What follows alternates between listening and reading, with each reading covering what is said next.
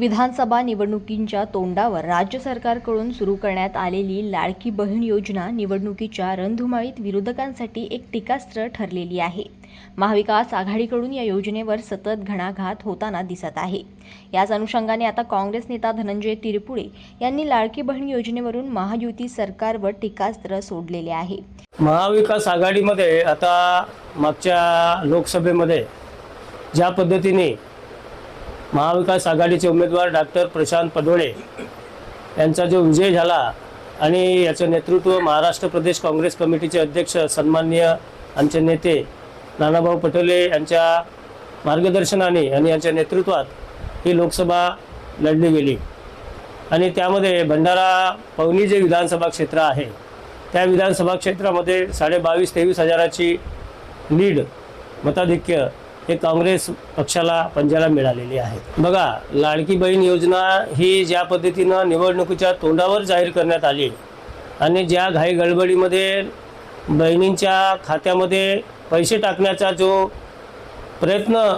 महायुती सरकारने केलेला आहे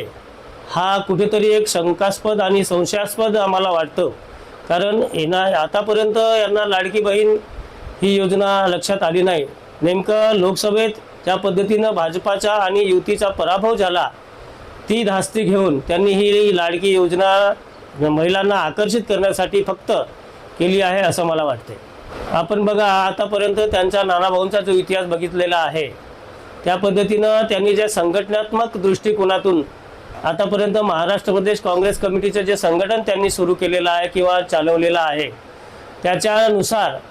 आम्हाला असं वाटते की ते एक चांगले कुशल संघटक आहेत, कुशल प्रशासक सुद्धा आहेत आणि निश्चितच एक बहुजन समाजाचं नेतृत्व ज्या पद्धतीनं ते करता आहेत समाजामध्ये सर्व धर्मांना सर्व जातींना एकत्र बांधून ज्या पद्धतीनं ती एक मूठ त्यांनी तयार केलेली आहे काँग्रेस पक्षाची, त्यावरून असं वाटते की महाराष्ट्राचं नेतृत्व खरोखरच या बहुजन समाजाच्या नेतृत्व माणसाच्या हाती द्यावं अशी आम्हा सर्व काँग्रेस जनांची इच्छा आहे आणि जनतेची सुद्धा इच्छा आहे। आंबेडकरी समाजासाठी ज्या ज्या सोयी सवलती आंबेडकर जनतेसाठी आणि समाजासाठी मागासवर्गीय लोकांसाठी ज्या आपल्या शासनाने उपलब्ध करून दिलेल्या आहेत त्या संपूर्ण समाजापर्यंत पोहोचवण्याचं मी मार्ग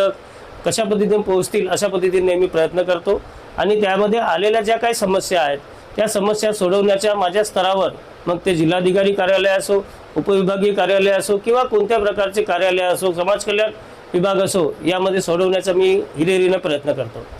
गेल्या 5-7 वर्षापासून मी ज्या पद्धतीनं भंडारा पवनी मतदारसंघामध्ये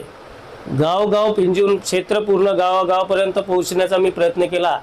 आणि प्रयत्न करून सुद्धा ज्या ज्या समस्या लोकांच्या आल्या त्या लोकांच्या समस्या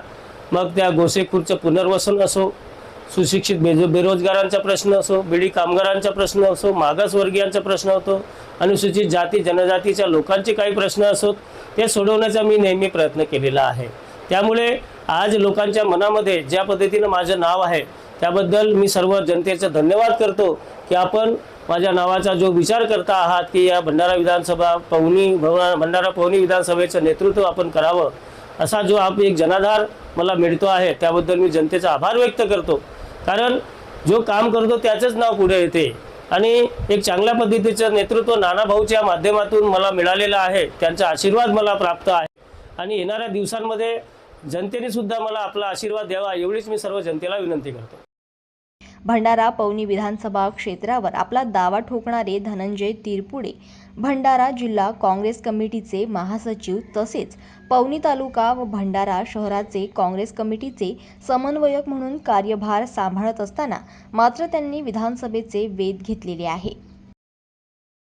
जनमत लाईव्ह न्यूज करिता नागपूरहून रजत पंडित यांची रिपोर्ट।